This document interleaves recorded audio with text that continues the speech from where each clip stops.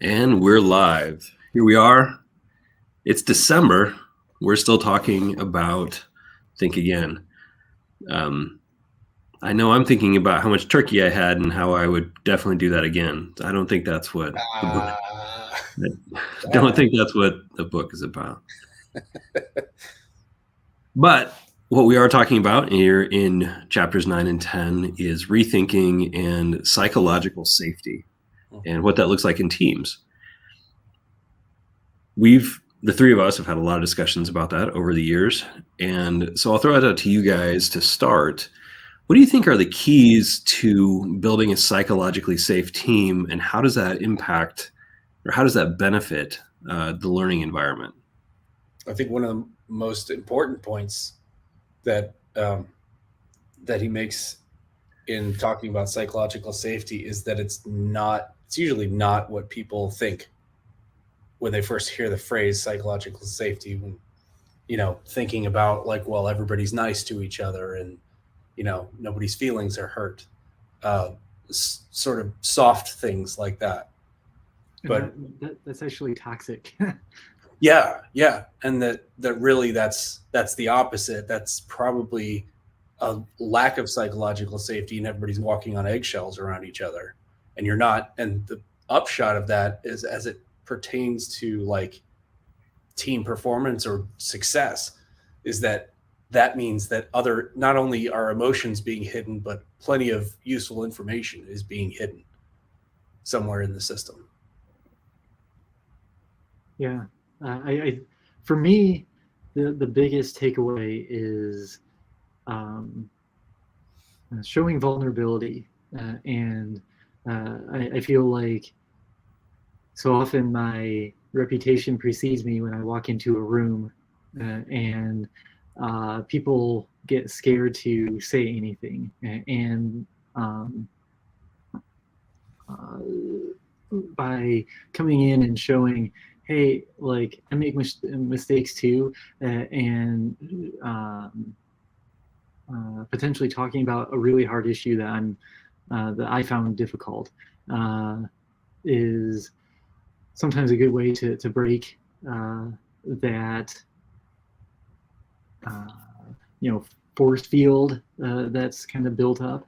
Like once you recognize that everyone is just human and we all make mistakes, and everyone can have good ideas, and it's great to share them, and that by sharing your idea, you aren't going to be penalized for saying something or doing something, that opens up the floodgates for people who are less confident.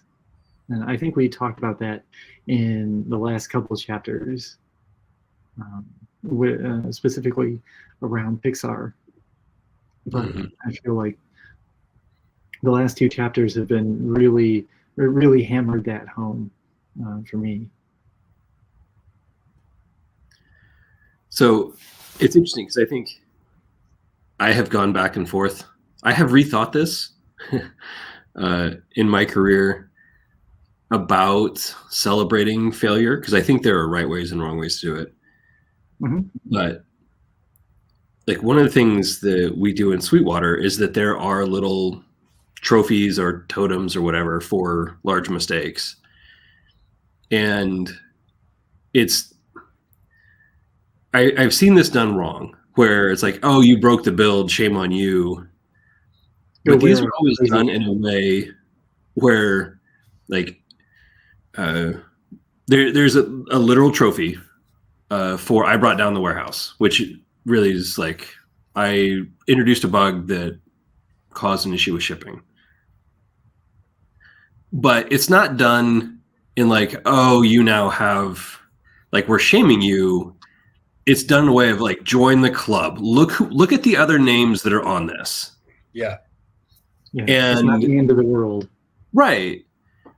And you're like, oh, wait, every senior engineer here on this team has their name on this already.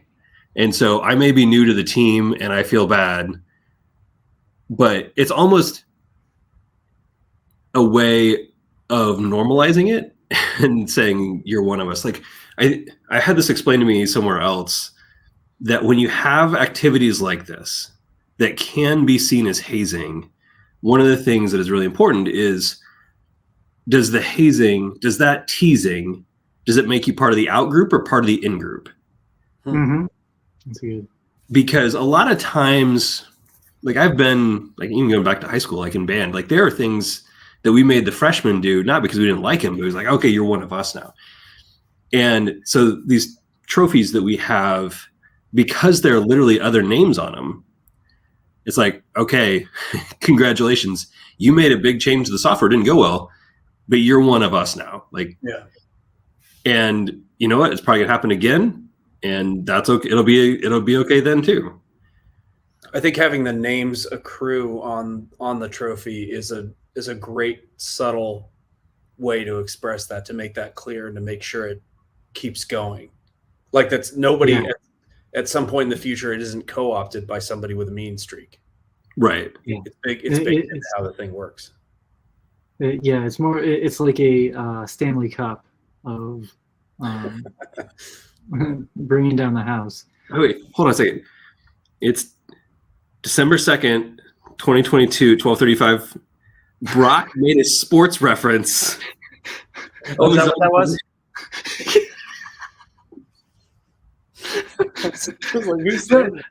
That is true. It is now memorialized.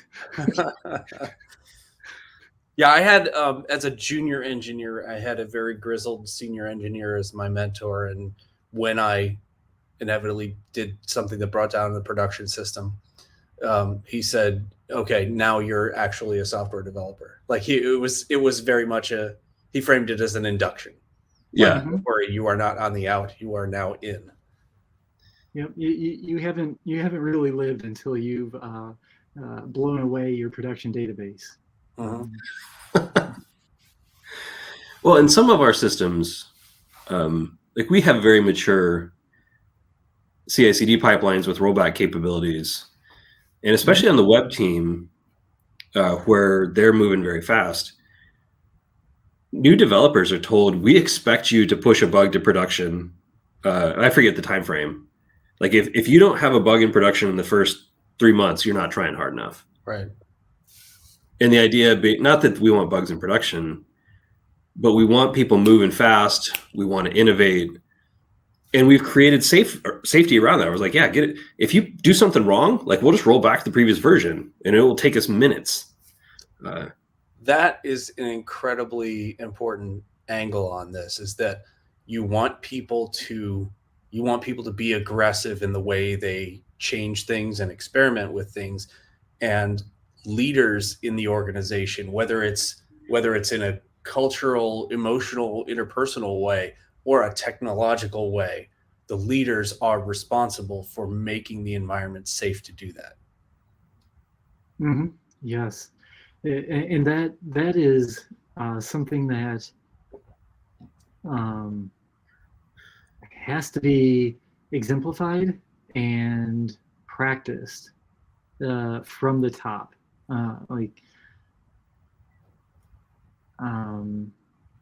I have seen places where like managers lead like that and act as a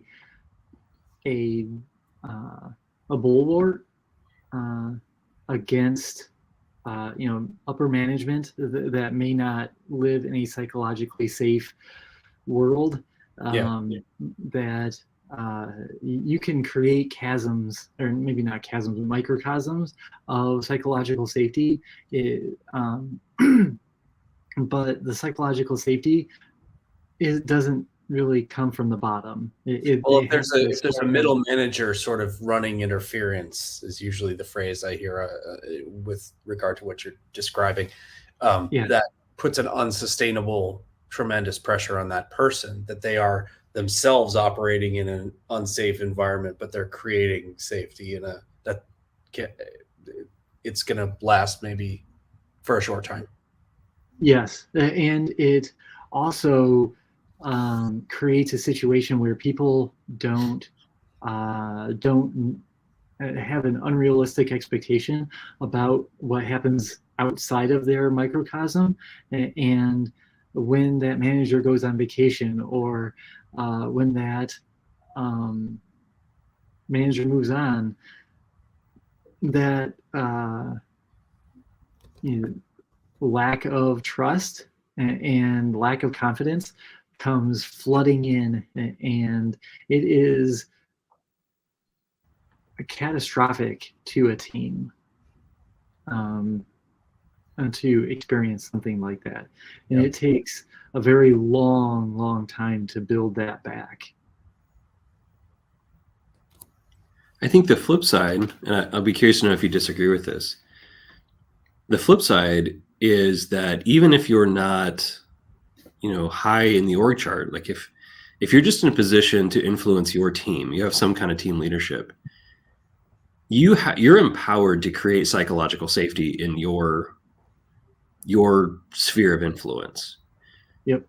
And I'm not saying that you can fix the entire culture, but I think we've seen this over the years that you can have there's this broader culture, but you can have these microcosms, and even if you're just a team lead, you can provide psychological safety for your entry-level devs, for your junior devs, and you should. And you shouldn't be like, well, the culture here is terrible. Okay, but you can set the tone, you can create the subculture, and you can drive innovation, you can drive growth and learning by creating a pocket of psychological safety. Yeah, I think I absolutely agree with that. That is absolutely in your realm, and you can exemplify that too. Even if you're not a leader over that group, but you come in and you show and demonstrate that. You can definitely influence the conversations. One of the things that came up in chapter 9 is this idea of teaching people to question, right? And I think about this as a parent sometimes, because it's always a little bit strange as a parent to tell your kids, hey, you should be willing to ask questions of authority, except mine. You don't ever question my authority. Yeah. Just kidding. Mostly. You know what I mean. How do you as leaders foster an environment where people are free to question your decisions? Never say because I said so. As I said earlier, highlighting and being willing to show your mistakes and to talk about your mistakes. In chapter 10, they talk about the Bill and Melinda Gates Foundation and how they changed by talking about their faults and showing their vulnerability, and by showing their vulnerability, they're able to have people speak up and more confident to speak up, because they no longer have the expectation that people are going to not everything has to be so polished. They can kind of spitball. Something that's easy to mess up here is if you're a leader who's maybe not used to showing vulnerability and you want to move in that direction, you can make some moves that are that where it's sort of a telling rather than showing. So you can tell people hey, my office door is always open, but nobody's coming in. And that means something. You can say all you want that my office door is open, you can talk to me whenever you want, but people aren't going to take you up on it if they don't see something more visceral than you saying, I'm trying to be vulnerable, or I'm trying to be open to people. Your positional authority and or relational authority with them speaks way louder than you saying something in that direction. Saying that you are psychologically safe doesn't make it so. That might be the worst manifestation of it at all. Is an environment where a manager or a leader reads something about psychological safety, and then comes in and says, "Okay, now we're a psychologically safe culture," and just declares it. And in the book, they talk about how you can't just have a manager come in and say something once, not have it succeed, and be like, "Well, that didn't work." I guess this whole psychological safety thing is nothing, and so we're going to move on and have a good day. Like, it's not how it works. That's what you call a culture of experimentation, Brock. They tried it. Did you? Yeah. Yeah, I think there's so much about modeling the right behavior. If you say you have an open door policy, that's one thing. If you're going out of your way to have lunch with all the parts of your team, then that shows that your door is like, that does a lot more to say that you have an open door policy than just announcing like, "Oh yeah, my door is open."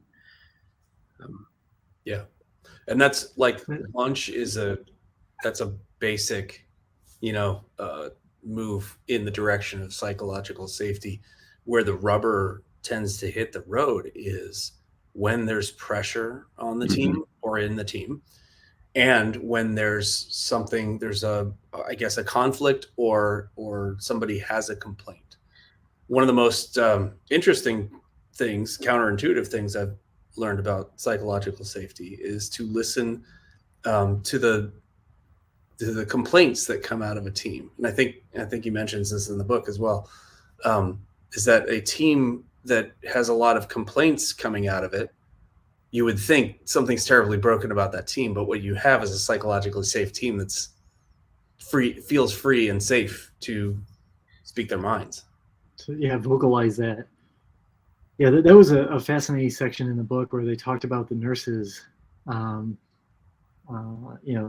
They found that in one study that the nurses, the psychologically safe nurses, actually had way more mistakes than the non-psychologically safe nurses, and then with more digging, they actually found out, oh wait, no, what is actually going on is these nurses are actually open about talking about it, and that they actually make less mistakes in the than the other ones because they are actively working to improve, and that's part of the learning culture and the growth kind of mindset, as opposed to a performance mindset.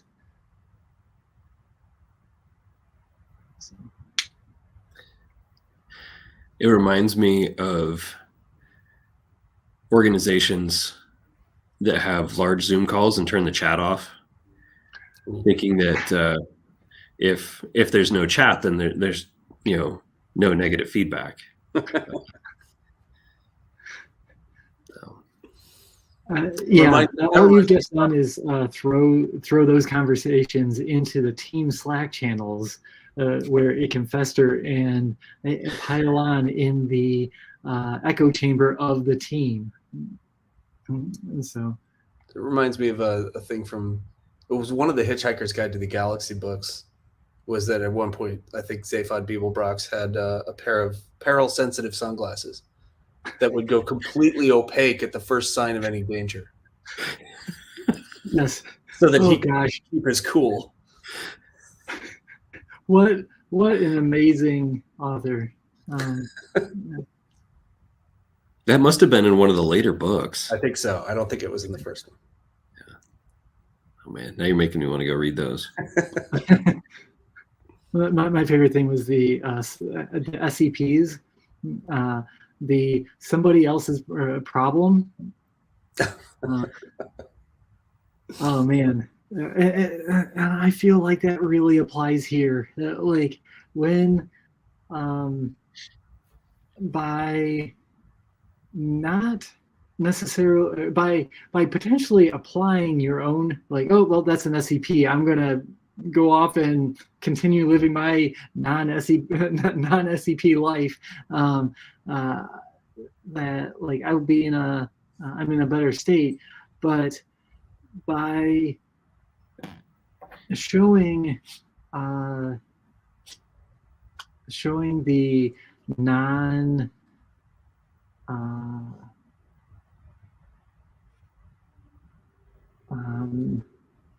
by recognizing the SCPs just in the first place, you are able to kind of potentially, I don't remember where I was going with that, but I feel like there is some relation there between psychological safety and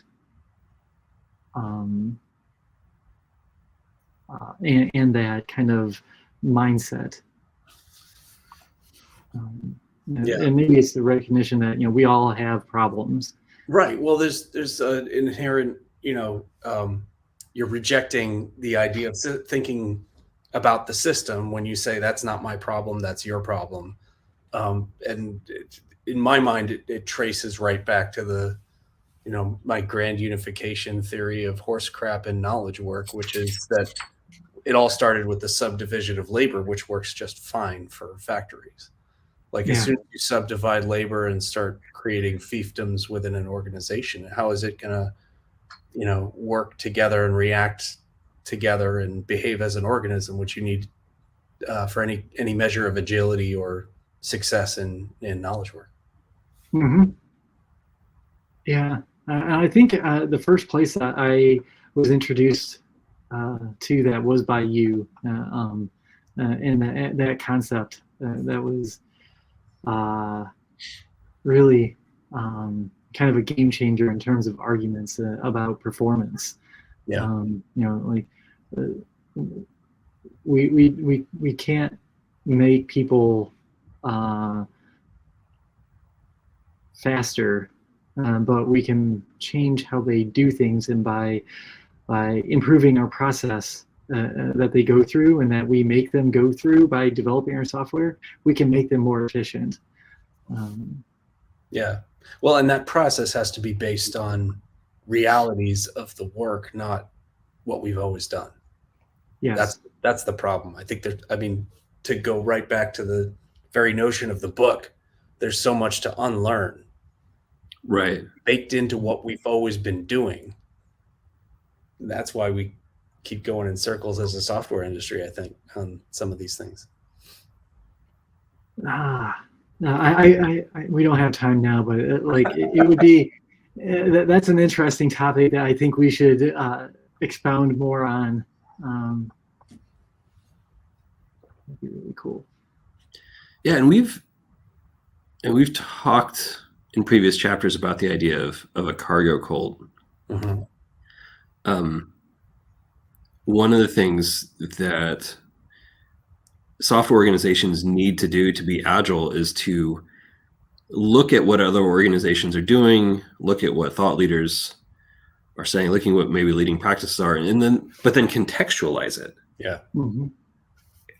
And then even take some processes that have worked in the past and just have it stop and rethink their process to see like what works now, like what about modern tooling allows us to eliminate things that used to be important, What about modern automation allows us to, eliminate steps in our or automate steps in our process? And one of the challenges for people with as many miles on the tires as we have is that we get stuck on things that worked in the past. There are things that we succeeded with that we kind of are emotionally attached to, and having any kind of leadership position means that we need to empower people that are coming in to say, what doesn't make sense here, and trying to optimize the process for our context. Yeah, well, and I've had the experience, maybe you guys have too, of a person bringing you in as specifically as a change agent. Like, I want you to come in here and help us do this better. And then when you try to do that, they're like, well, it's worked for me this other way for 30 years. Why would I change that? And it's the same person telling me these two things. Yeah. Yeah. That's been most of my career. To the point where I started thinking, wow, my whole purpose here is to just help people think better or think differently, help bring in and potentially elevate certain voices that have been trying to champion this for a long time at their company, and to say, hey, yeah, what this person's saying over here, you really need to kind of listen to them more, and finding those opportunities. And the saddest opportunity or the saddest situations are when I come in and I repeat pretty much the same thing that someone else has said, and that person has been beat down and ignored for years. And then I come in and say, nope, this is what we're going to do, or how about we do this, and this and this and this. And the manager's like, oh, well, that makes a whole lot of sense. We're going to go do that. That's a great idea. I'm like, what? I mean, I'm glad we're eventually getting to do the right thing, but that hurts psychological safety. That person, that manager just demonstrated to that employee that that employee just should not speak up, and we don't want that. We want to elevate the voices that can bring good change, and that can help us think different. And I've seen people do this well, where you have an outsider that comes in and basically becomes a champion for someone else's idea. And there are subtle ways you can do this, where like you start referring to this strategy with someone's last name, right? Yeah. Okay. Well, this thing, we're just going to call this the Smith plan because Sam Smith has been advocating it for years. So yes, here's the pros of the Smith plan. And so you can elevate a person, you can create psychological safety, and not try and swoop in and take the credit, but try and empower and enable the people that are already there. Yeah, I'm not I know that when I was going out to a company that I was only going to be there for a handful of months, maybe a year or two, and then I'm not going to be working there anymore, and helping them out. But the people that are there are going to be there probably way longer than me, and I want to make sure that I am building up their confidence so that they can continue to be a good performing team, even in my absence. Yeah, in situations like that, you have a chance to do two things, right? You have a chance to fix or improve the process, but you also have a chance to improve the culture, where by elevating the idea of someone that maybe was not being listened to, and I'm not saying you can 100% fix the culture overnight, but you can move the needle in the right direction by getting ideas bubbled up from the people that have good ideas. Well, and maybe by highlighting that thing and maybe you've given a dose of confidence to the person who has had it drummed out of them to where they can either change their company or change their company. Hmm. Yeah. So, All right, gentlemen. Any concluding thoughts from chapters 9 and 10? embrace vulnerability and stay curious. My outro now. Embrace vulnerability and stay curious. Don't just say the thing, do it. Ooh. I like that one too. That's good. Neat. All right, guys. This conversation was enlightening as always. Thanks for the time. Thank you. Have a good one.